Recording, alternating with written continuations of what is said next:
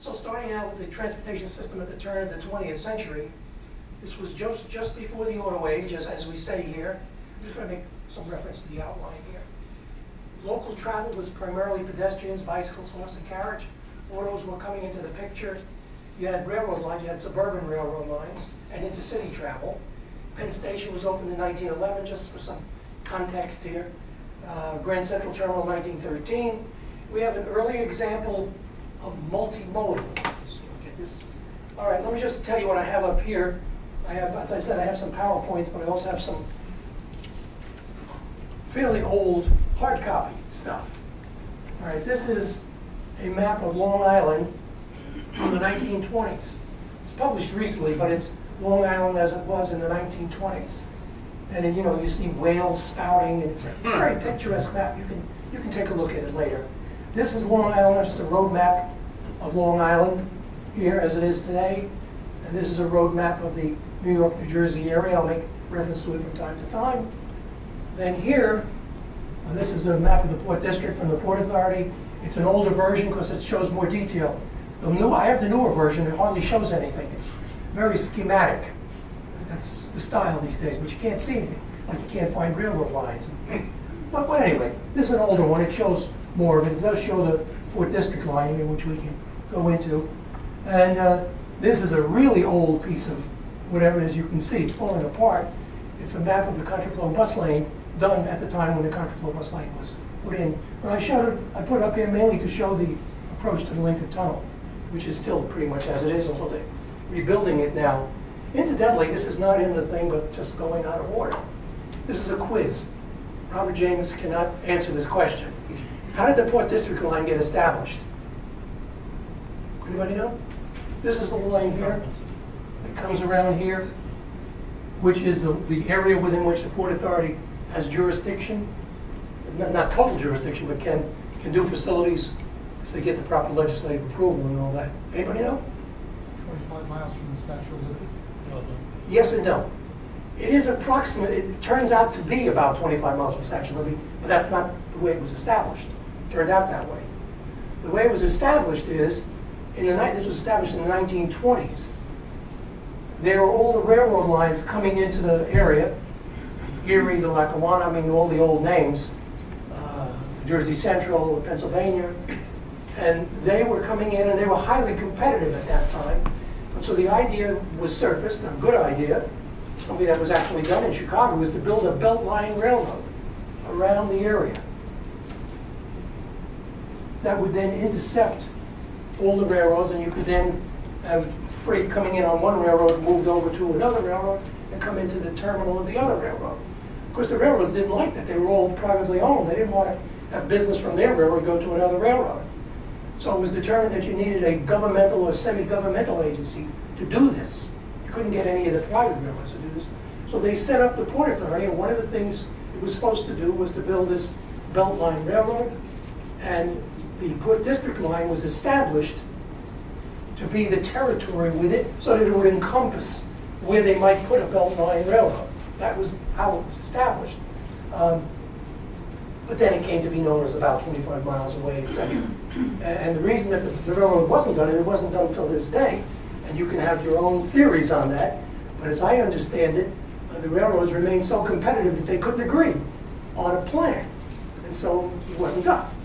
As I said, in Chicago, they do have a Beltline Railroad that does serve that function.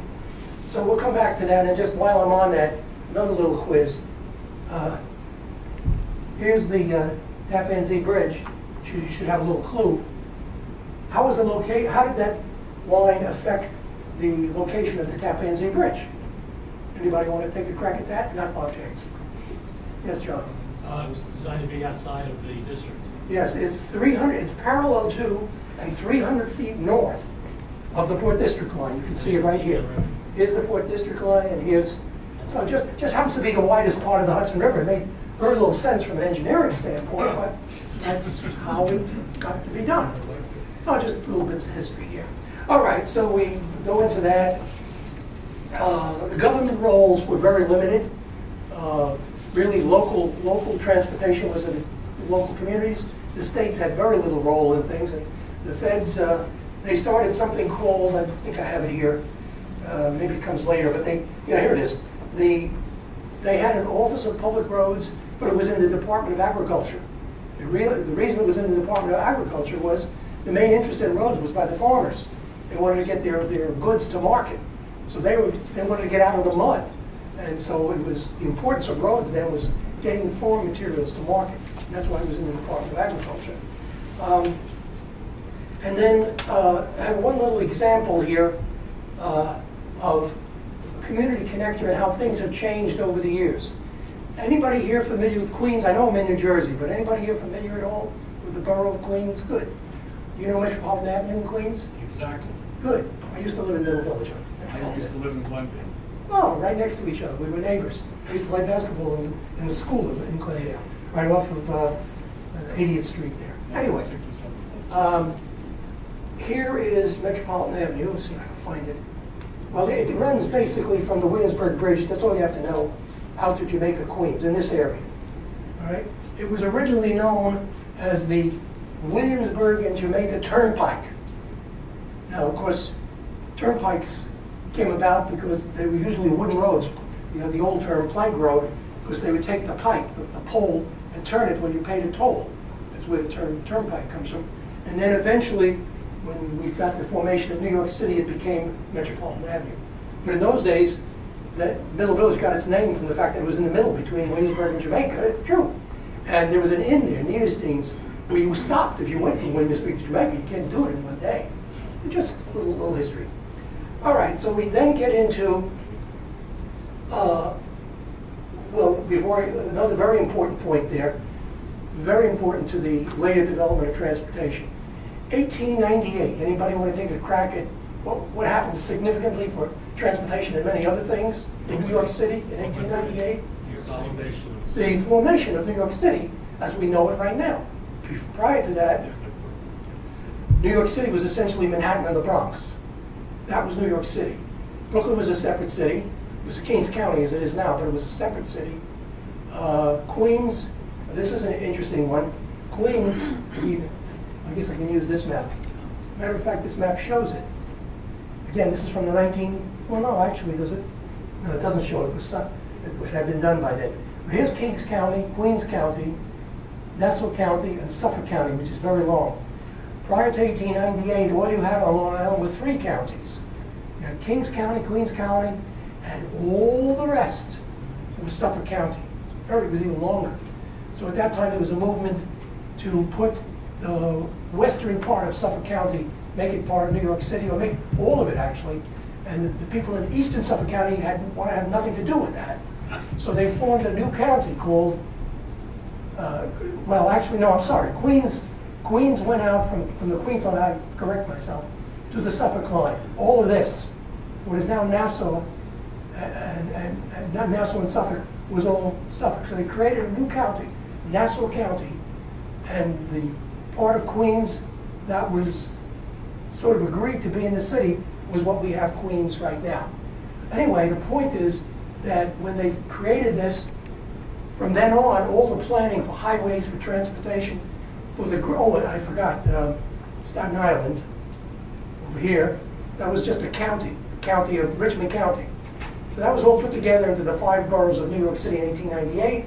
And so all the planning of transportation for New York City then encompassed the 5 boroughs, not just Manhattan and the Bronx. It becomes very significant when Robert Moses gets into the picture later. Yes? I'm sorry, Greg. You said you asked questions later, but how did Staten Island get into? I don't know the politics at that time, but somehow all these forces came together and got approval in 1898, which included the making Brooklyn from a city into a borough, and a lot of people in Brooklyn didn't like that.